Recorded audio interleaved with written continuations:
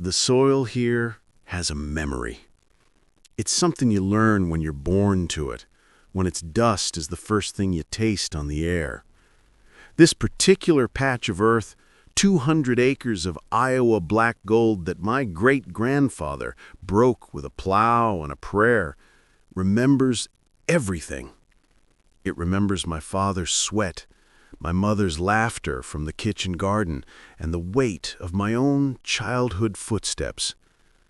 Right now, as I stand on the porch my father built, watching the combine chew through the autumn wheat, its memory is a comfort to me. It's the only thing on this earth that has been as patient as I have. I'm 79 years old. My body is a road map of this patience, each ache and creak a mile marker on a long, quiet road. My grandchildren, their faces smudged with dirt and triumph, are riding on the back of the harvester, their shouts carried away by the wind. This is the picture I held in my mind for 2 decades. This was the destination. Most people think revenge is a fire, a hot, bright thing that consumes you. They're wrong.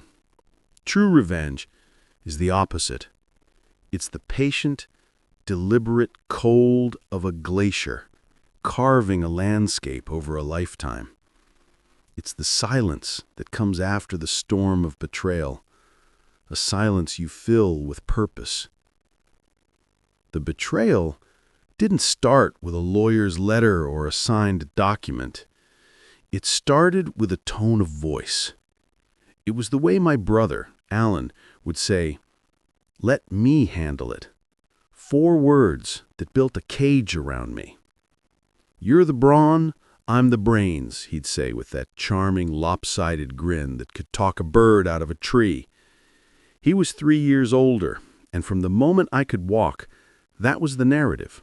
He was the talker, the schmoozer, the one who could sell a tractor to a man with no land. I was the quiet one, the one whose hands were always in the dirt, who understood the language of crops and the temperament of the sky. I didn't mind the division of labor, not really. We were a team, or so I believed. Our father was a man of few words, like me. He spoke with his hands, with the straightness of his furrows, with the strength of the oak beams he'd hewn for this very porch. When the cancer took him, quick and brutal as a summer hailstorm, the farm passed to us, 50-50. It was there in the will, plain as day. The lawyer, a serious man from Cedar Falls with glasses thick as bottle bottoms, read it aloud in his dry, dusty voice. "To my sons, Alan and Samuel, I bequeath the land, holdings, and assets of the farm, to be held in equal share."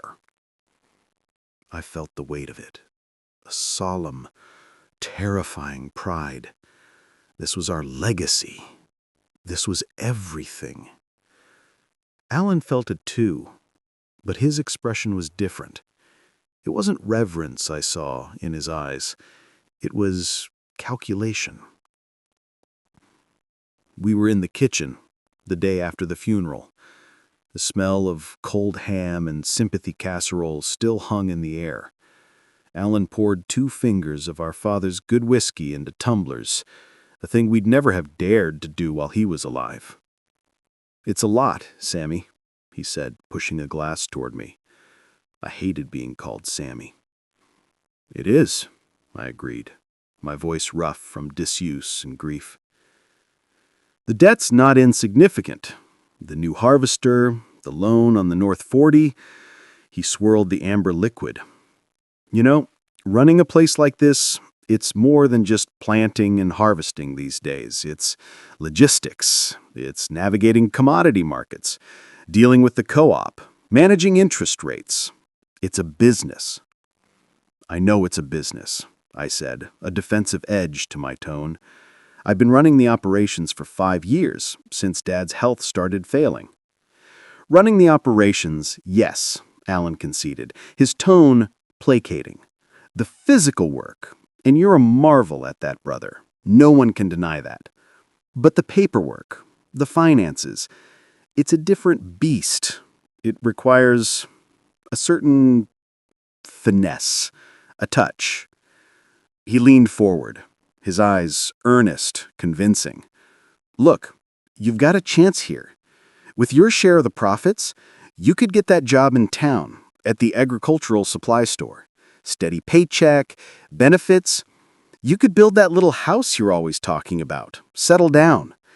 Let me handle the messy business side of the farm, just for a year or two, just until we get things stabilized.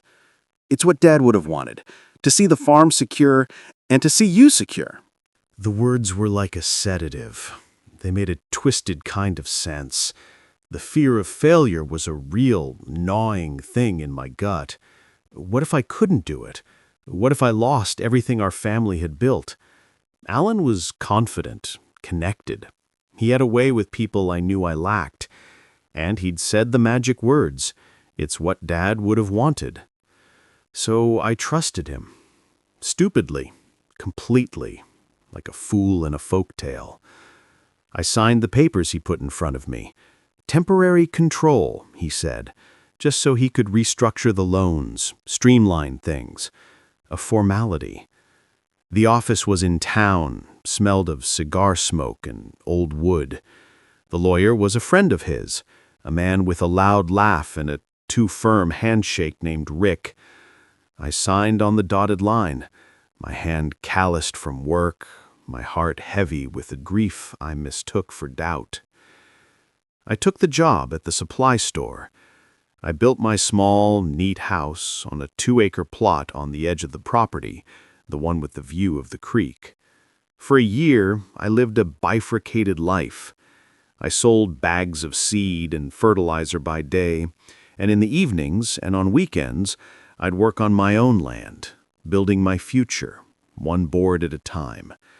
I'd see Alan sometimes, driving one of the farm trucks too fast, kicking up dust. He'd wave, all smiles, and shout something about a big deal in the works. The checks he sent for my share of the profits were sporadic and smaller than I expected, but he always had a reason. Plowed it all back into the operation, Sammy. You'll thank me when we're millionaires. The unease was a seed, planted deep. It took a year for it to break the surface. I decided to pay a visit to the county recorder's office. I told myself I was just being thorough, just wanting to see the restructuring for myself. The clerk, a young woman with kind eyes, pulled the heavy ledger. She ran her finger down the page, then looked up at me. The Morrison parcel? 200 acres? It's listed under a single name now, Alan Morrison. The world didn't tilt. It didn't spin. It simply hardened like concrete setting around my feet. The air left my lungs and didn't seem to want to come back. There must be a mistake, I whispered, the words scraping my throat raw. She checked again. No, sir. It was recorded 9 months ago, transferred from the joint ownership of Alan and Samuel Morrison to Alan Morrison, sole proprietor. I walked out of that building and into the blinding sunlight. A man turned to stone. I drove to the farm, to the house we were raised in. Alan was on the porch, in our father's rocking chair, drinking a beer. He didn't look surprised to see me. The confrontation was not dramatic. It was a quiet, brutal dissection of my own naivete. The title, Samuel, it's a technicality, he said, not meeting my eyes. The bank required it for the new loan structure. It's just on paper. You still own half. You have my word. Your word. The words were ash in my mouth. I want to see the papers. The new papers. His face tightened. The charm evaporated, leaving something colder, harder beneath. It's complicated, Sammy. You wouldn't understand the legalities. Rick says it would be a nightmare to undo. A real mess. Rick works for you? I said, my voice low. He's a good lawyer, Alan snapped. Look, this is four of the best. You're happy in your little house, with your little job. You're not a farmer, not a real one. Not like me. You're a laborer. This, he gestured to the land, the house, this needs a vision. It needs a businessman. The truth, when it finally lands a clean blow, has a physical weight. It drove the air from my lungs. He had stolen my birthright, my brother. My own flesh and blood had looked me in the eye and systematically picked my pocket of my future. I'll fight it, I said, but the words sounded weak, hollow. I had no money for a lawyer, not against Alan and his friend Rick. Alan heard the weakness. He smiled, a thin, bloodless thing. You can try. It'll cost you everything you have, and you'll lose. It's done, Samuel. Let's not make this ugly. He offered me a payout, a sum of money, so insultingly small it was worse than nothing. It was a declaration of war wrapped in the guise of a peace offering. I didn't take it. Taking it would have been an admission, a ratification of his theft. I turned my back on him. I walked away from the house, from the land, from the brother I thought I had. I didn't look back. But as I got into my truck, my hands were shaking so badly I could barely grip the wheel. It wasn't with rage. It was with a cold, clear, terrifying certainty. This was not over. He had taken what was mine, and I would take it back. I just didn't know. It would take 20 years. The following years were a season of frost inside me. I built my life, the one Alan had so dismissively called little. I worked at the supply store, eventually becoming manager. I married a good woman, Clara, a widow who understood quietness and didn't mind the scars left by betrayal. We had a life, a happy one in its own way. We had friends, a routine, a garden that bloomed with her flowers and my vegetables. We raised her son from her first marriage as my own. He was a good boy, smart, who took to books instead of the land, and I never once held it against him. But the farm was always there, a constant, silent character in the story of my life. I'd drive past it sometimes, taking the long way into town. I watched its slow, steady decline from a distance, like watching a ship sink on the horizon. Alan's vision was a short-sighted nightmare. He planted the same cash crop year after year, draining the soil of its vitality. He bought expensive, flashy equipment he didn't need, leveraging debt upon debt. He tried to get fancy, investing in a failed organic line that was plagued with blight because he didn't have the patience for proper rotation. The fences grew ragged, the paint on the barn peeled like a sunburn, and the once proud house began to look tired and slumped. He married a woman from the city who hated the isolation.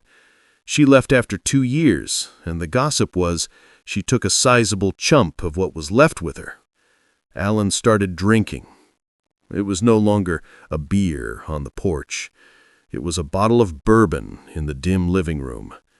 The charming talker became a bitter, bloated man, seen muttering to himself at the local diner. I felt no schadenfreude. There was no pleasure in his downfall. It was like watching a historical building you loved being demolished by neglect. It was a tragedy, but it was a tragedy of his own making. My anger, that initial white-hot spike, had not cooled. It had transmuted. It had become a core of obsidian within me, dense and sharp and eternal. It was no longer about anger. It was about justice. It was about restoration. I began my own work, quietly, meticulously. At the supply store, I had access to information. I knew the prices of everything, the trends, the whispers about who was in trouble with the bank. I knew the farm's debt load was becoming unsustainable. I started saving. Every penny not needed for our modest life was salted away.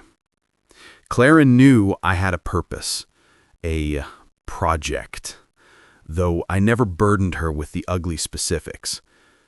She saw the files I kept, the financial newspapers I read, the quiet intensity with which I tracked commodity futures. She called it my second job and respected the space it required. I cultivated a contact, a man named Daniel who had been a few years ahead of me in school. He'd moved to Des Moines and done well for himself in commercial real estate and investment. He was sharp, discreet, and he remembered Alan from their school days, remembered the charm that could curdle into cruelty. Over lunches, I laid my cards on the table. Not all of them, but enough. "The farm is failing, Daniel," I told him one afternoon, over steak in a quiet restaurant. "The debt is a millstone around its neck. The bank will foreclose eventually. It's not a matter of if, but when." Daniel, a pragmatic man with a calm demeanor, nodded. "And you want to be there when it happens?" "I want to be the one it happens to," I corrected him softly. "I want to own the debt." He studied me. "That's a long game, Sam, and it's a cold one. The ground is cold for half the year. It's how things grow." He agreed to help. We set up a shell, a small investment company under his name. It was legitimate, but its purpose was a secret knife, waiting in the dark. Our plan was simple: wait for the farm's debt to be sold off by the primary lender, as non-performing loans often are, and have Daniel's company be the one to buy it. I would provide the capital. The waiting was the hardest part. It was a test of will. There were times, in my weaker moments, when I considered confronting Alan. When I saw him in town, his eyes bloodshot, his clothes hanging loose on a frame growing thinner from stress and liquor, a part of me, the brother I used to be, felt a pang of pity. I could offer to help. I could bail him out. We could be a team again. But then I would remember the look on his face on that porch, the dismissive flick of his hand. "You're a laborer." I would remember the feeling of the world turning to concrete in the county recorder's office. The theft was not just of land, it was of my place in the world, of my father's legacy, of my very identity. He hadn't just stolen my present, he had tried to steal my future. No, the path was set. The call came on a Tuesday. Daniel, his voice even more measured than usual. "It's happening, Sam. First State is packaging his loan with a few other non-performers. It's going to auction. We're in a position to make a very competitive bid." My hand tightened on the phone. I was in my kitchen, looking out the window at the bird feeder Clara kept filled. A cardinal, a brilliant splash of red against the green, was pecking at seeds. I said, "Do it," my voice strangely calm. The process was anticlimactic. It was all paperwork, wire transfers, and legal signatures.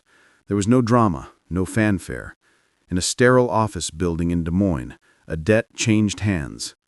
And with it, the fate of the Morrison farm was sealed. Alan was no longer in debt to a faceless corporation. He was in debt to me. I was now his banker, his landlord, his judge, jury, and, if I chose, his executioner. The official notice of foreclosure would come from the new debt holder, the Midwest Agricultural Investment Group, which was a letterhead on Daniel's desk and a bank account filled with my life savings. I knew Alan would be served. I knew he would panic. He would run to his lawyer friend Rick, but there would be nothing Rick could do. The debt was real. The default was real. The new owner was within its rights. I prepared for his visit. I knew he would come to me, not because he suspected my involvement, but because I was his brother. And in times of crisis, even broken bonds exert a gravitational pull. He would come for sympathy, for a loan, for a shoulder to cry on. He would come because, in his mind, I was still the little brother, the quiet one, the harmless one. I made a pot of coffee. I waited. He came on a Thursday afternoon. I saw his old pickup truck, its suspension shot, bouncing erratically down my gravel drive, kicking up a plume of dust that looked like a distress signal. I was sitting on my own porch, in a rocking chair I'd built from oak trees I'd felled on my own land. I didn't stand up. He looked like a ghost of the man I'd known. More than 20 years had passed. The charming, handsome features were blurred by time and drink. His skin was sallow, his hair thin and unkempt. He moved with a slow, weary heaviness that spoke of a defeated spirit. He climbed the porch steps as if each one weighed 100 pounds. "Samuel," he said, his voice raspy. "Alan," I replied, nodding toward the other chair. "Sit. Coffee's hot." He slumped into the chair, his body seeming to collapse in on itself. He didn't speak for a long time, just stared out in my tidy yard, my thriving garden, the small, sturdy shed I'd built. The contrast to his own crumbling empire must have been a physical pain for him. "They're taking it, Samuel," he finally whispered, the words cracking. "The bank. They're foreclosing. I got the notice yesterday." I poured a mug of black coffee and handed it to him. His hands trembled so badly the liquid sloshed, threatening to spill. He looked old. He looked broken. For a fleeting second, the obsidian core inside me wavered. This was my brother, the boy I'd followed through cornfields, the one who'd taught me how to skip stones on the creek. But the memory was followed immediately by another, his smug, dismissive face on our father's porch. "You're not a farmer. Not a real one."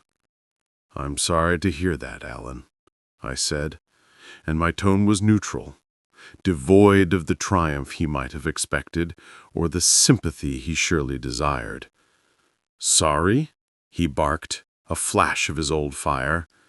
"They're taking everything, Samuel. The land, the house, Dad's house. It's all gone." He put his face in his hands and his shoulders shook. It wasn't a performance. The tears were real.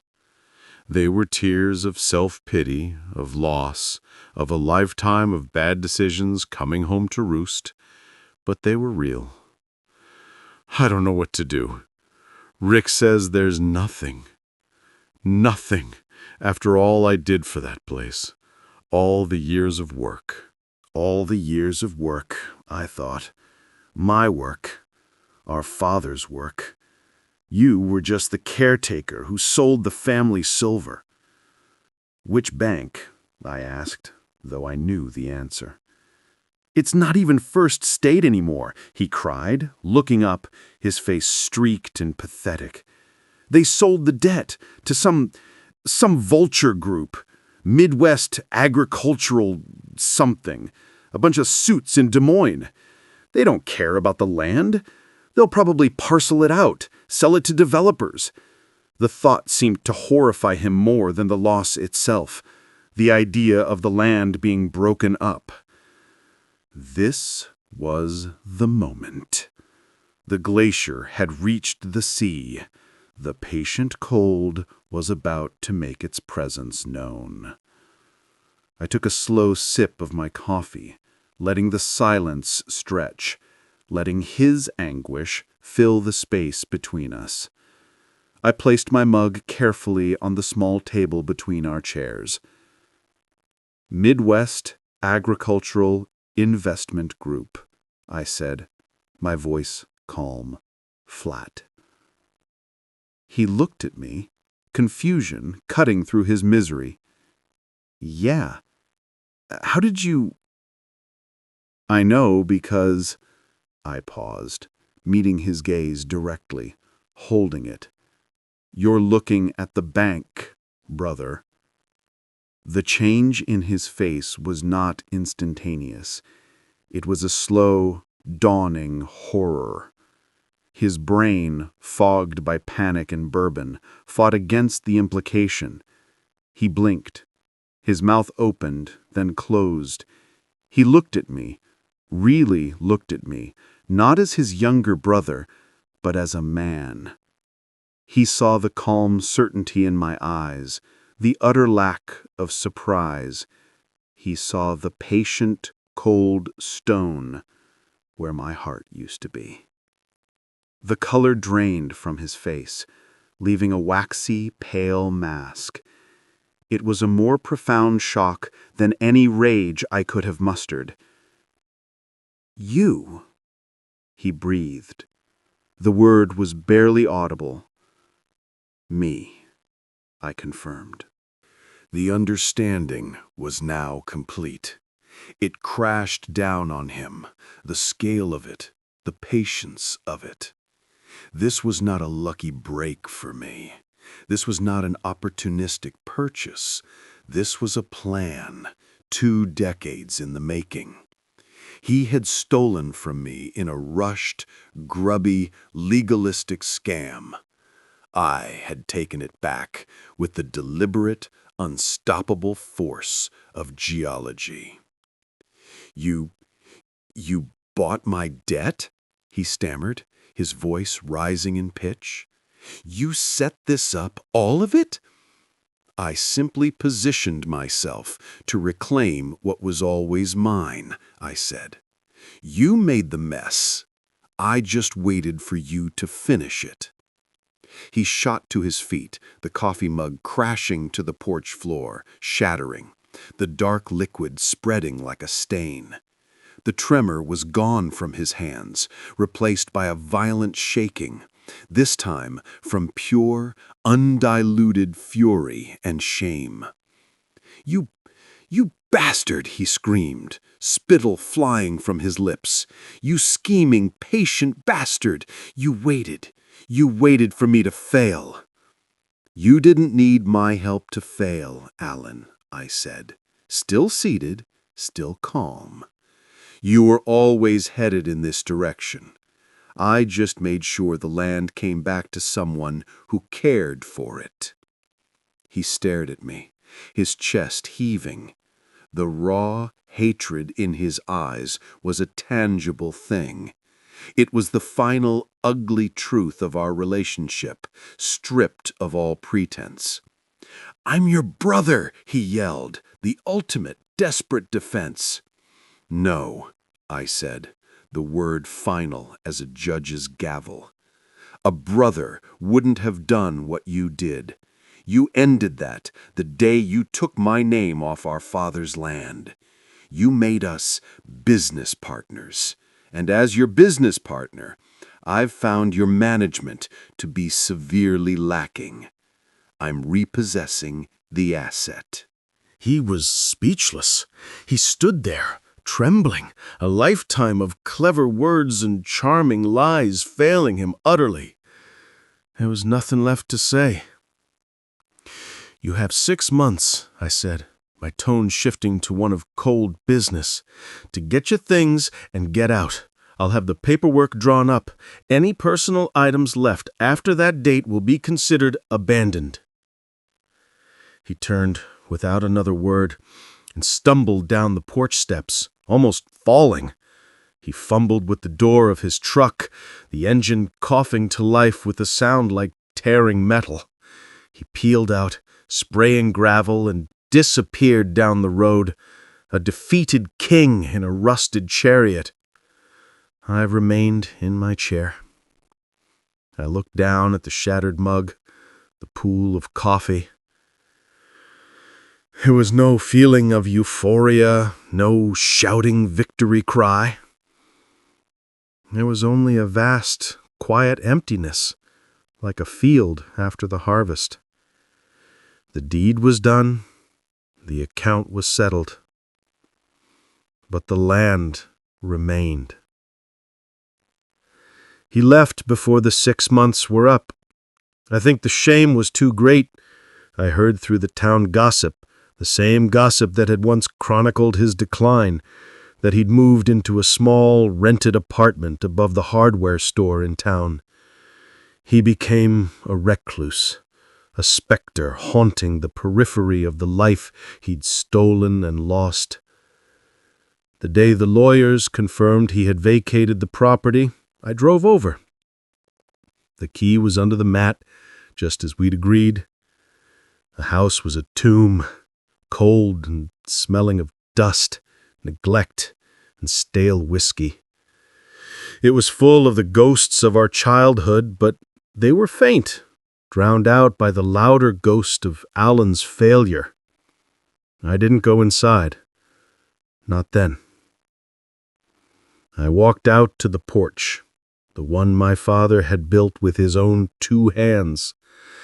I ran my palm over the railing, feeling the familiar grain of the wood, weathered smooth by 60 years of sun and rain. This was the spot where he'd told me I wasn't a real farmer. This was the spot where I had finally told him the truth. I looked out over the fields. They were ragged, choked with weeds, the soil tired and depleted. But it was still good land. It just needed care. It needed patience. The work of restoration began. It was the work of my life, the final chapter. I was in my 60s by then, but I felt a vitality I hadn't known in years. I hired a couple of local boys, strong and willing to learn. We worked from dawn till dusk. We tore out the old failed crops. We repaired the fences, post by post, wire by wire. We stripped the old peeling paint from the house and barn and put on a fresh coat of clean white paint that gleamed in the sun like a promise. I didn't live in the big house. I couldn't. Its memories were too complicated. I used it as a place for storage, for equipment. I kept it clean, maintained, out of respect for my father. But my home was the one I'd built, the one that was truly mine. I reintroduced proper crop rotation. I let sections of the land lie fallow, giving it back its breath.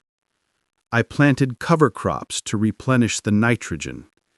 The soil, which had a memory, began to remember what it was like to be cared for. It began to heal.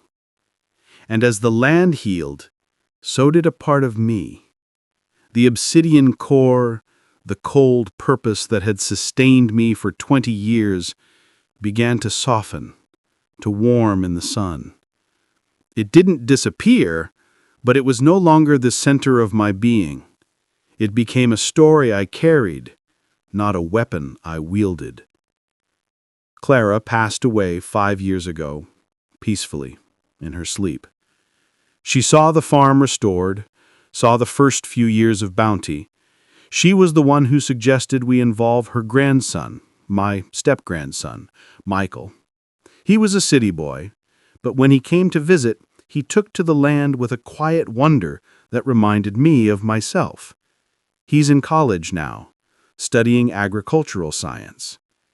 He'll take over one day. The land will stay in the family. Today, as I stand on this porch, the harvest is in full swing.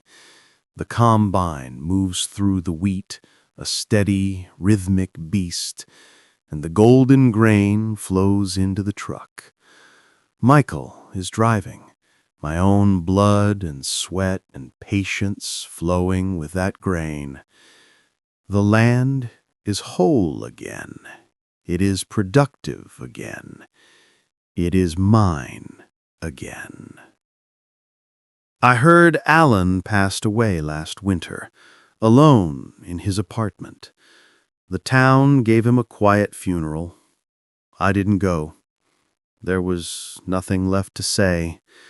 Our story had ended on my porch, with a shattered coffee mug and a truth too long in the telling.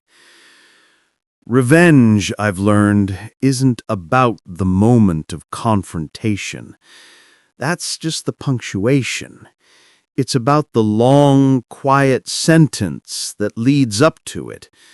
It's about the life you build in the shadow of a wrong, a life so steadfast and true that it eventually casts a shadow of its own, a shadow long enough to eclipse the mistake entirely. They say living well is the best revenge. That's only half true. Living well on the land he stole from you is the best revenge. It's a revenge that doesn't just punish, it restores. It doesn't just take back, it builds anew. The land has a memory, and now its memory includes this: my grandchildren's laughter, the hum of a healthy harvest, and the quiet, patient man who waited half his life to come home.